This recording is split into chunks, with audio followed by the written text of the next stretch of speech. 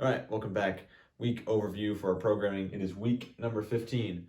We're gonna start the week off, a little bit of shoulder care, then we'll go straight into our Metcon. Tested this one a couple weeks ago.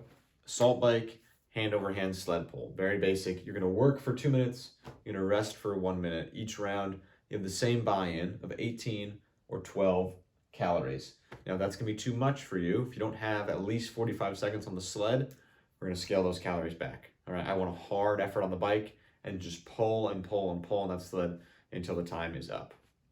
All right, your score is how far you pull that sled by the end of the workout. All right.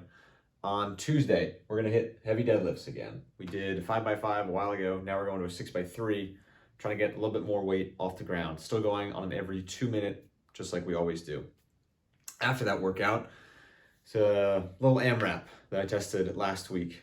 It's a good one. It's brutal. You have 10 wall balls and then one length, we're gonna say 25 feet of burpee broad jumps. Haven't done those since the first week that I programmed here.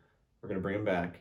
Every round you complete, you're gonna add 10 wall balls and add one length of burpee broad jumps, okay? A lot of burpees and a lot of wall balls, but it's a good one.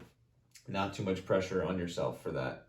On Wednesday, this one's gonna be a long one. It's long on purpose, all right? This is gonna take most of class, I think. I still have to test it. But you do 6 rounds, a 400-meter run, and you're gonna reverse sled drag 100 meters.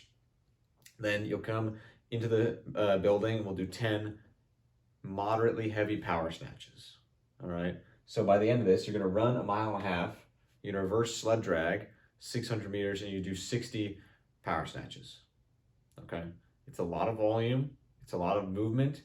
It's gonna be a great workout. I think it's gonna take most of us right around 40 minutes to put it in perspective. So prepare yourself for that, be there for that. It's gonna be a great test. On Thursday, you're gonna need this active recovery day. We're gonna take it easy, all right? 24-minute emom, we've been doing a lot of these lately. Minute 1, we'll do a farmer's carry.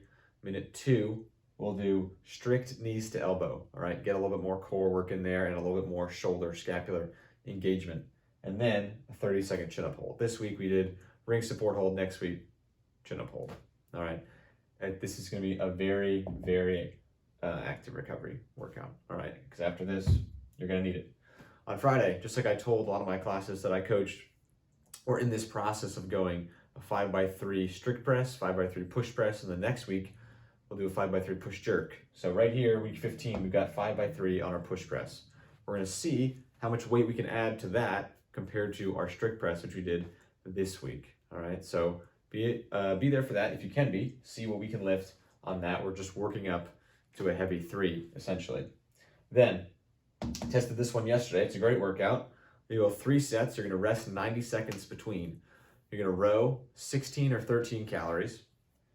Get off, 8 power clean, moderately heavy, all right? Men, it's 135. For the ladies, it's gonna be 95. Then you'll hop back on the rower, 12 and 9 cals. And then you'll hop off. You're gonna do 12 med ball clean. All right, the med ball clean is one of the 9 foundational movements. We don't do it all that often. Most people never do it. The great thing about the med ball clean, as well as the sumo deadlift high pull, is that it works the extension of your clean and your snatch without putting you under a lot of load. So it forces you to be actually good at extending your body through triple extension before you get small under the weight, all right? Because when we lift heavy weight, it's easy for us to just think, let's get under it, let's get under it, let's get under it. So you can just move under it as fast as possible, opposed to actually fully extending and then getting under it. At the med ball clean, I'm gonna be on you about actually getting under the ball and actually extending before you do so. On Saturday, it was a lot, so I didn't write it all up there, but it's gonna be a team of 4 workout. You're gonna have 4 different buy-in stations, which will rotate through every round. So you'll do your 1 buy-in, then you'll move on to a barbell, where we're gonna do 25 front squats and 40 back squats with that same barbell. So as soon as you and your 2 teammates, whenever you get off your buy-in, you start working on those squats with your team. You have to accumulate all those squats in a round before you go back to the buy-in.